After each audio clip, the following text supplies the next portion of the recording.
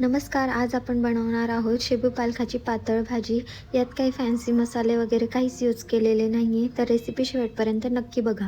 यासाठी अर्ध्या प्रमाणात पालक आणि अर्ध्या प्रमाणात शेपू व्यवस्थित स्वच्छ धुवून बारीक चिरून घ्या.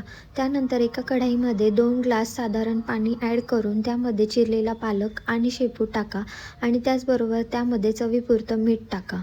पर्यंत मिक्सरच्या भांड्यामध्ये अर्धी छोटी वाटी शेंगदाणे, 10 ते 12 लसणाच्या पाकळ्या, जिरे आणि 7 ते 8 हिरव्या मिरच्या जाडसर वाटून घ्या.